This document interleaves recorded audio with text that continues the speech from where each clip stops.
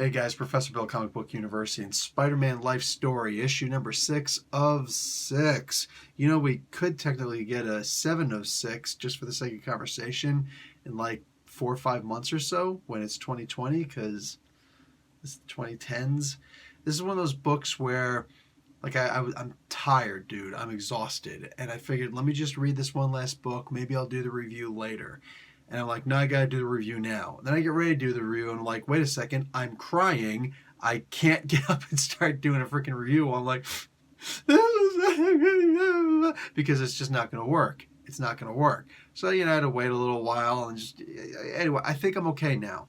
I'm going to talk a little tiny bit about this book, because if I talk too much about it, I'm going to start bawling again. It was that good. We all expected it. I'm sorry, who's a more beloved character? I didn't say popular. I didn't say, more respected. No, who's one of the most beloved characters out there in the world right now? Who's more beloved than Spider-Man, right?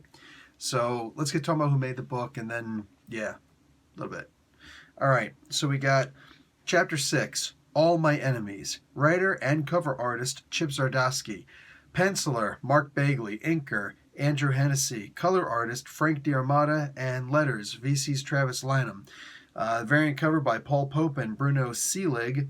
And Spider-Man was created by Stan Lee with art by Steve Ditko.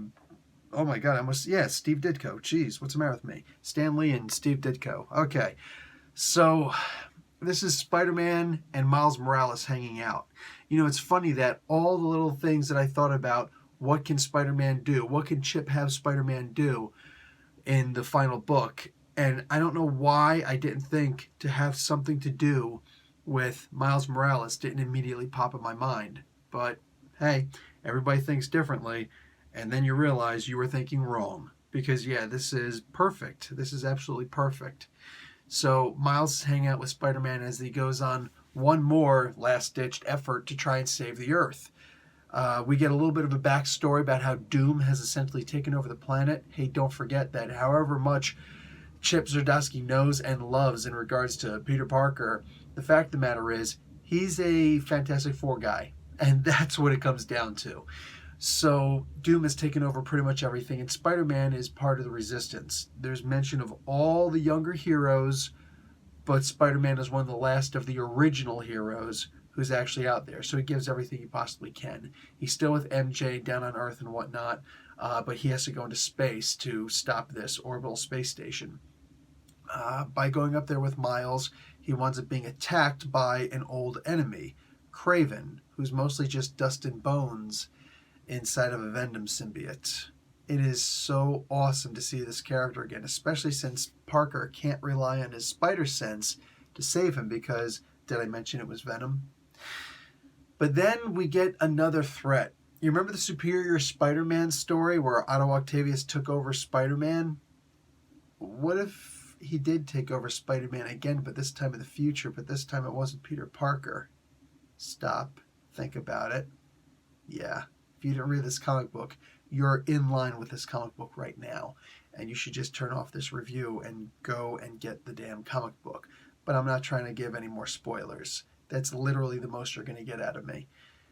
The book at the end, of course, made every single person reading it cry. If you did not cry, you are a monster. You are not to be trusted. I would not trust you with, managing my money. I would not trust you with babysitting or teaching my kids. You are a heartless, soulless monster. This was such a freaking moving book. And it's just, look, only 6 issues of this. And it's basically the meat of the story. It's not even like, the meat and potatoes of the story. Zdarsky's like, F the freaking vegetarian nonsense, all right? We're going straight with pure protein in this. Here's the meat. Eat it. Eat it. How can you have more pudding if you haven't eaten your meat? This dude is not screwing around. So I read this, and the only regret that I have is that Zdarsky didn't do like his own 5-year run, 3-year run minimum, telling all of this story with a whole bunch of other stories sprinkled in, and just, here you go. We've got the Bendis verse. It's called the Ultimate Universe. Why couldn't we have the Chip verse? In fact, now that I say the Chip verse, I mean, you can call it Universe Z if you wanted to, but No, the chip verse actually. Either of them actually sound really cool, man. But that's what we needed. That's what we actually needed in this. The only regret that I have is that I didn't read this as a run as opposed to a 6-issue miniseries. Well, limited series because it's Marvel. That's what they call them here. But man, this was such an amazing book. Guys, trade paperback should be out in like, what, 2 months or so? Grab it.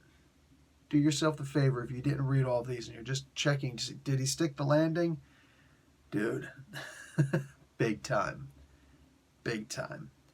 Does Spider-Man die at the end of this? Nah, not really. Okay, if I tell anything else, I'm going to start crying again, so I'm out. Professor Bill, Comic Book University. Class dismissed.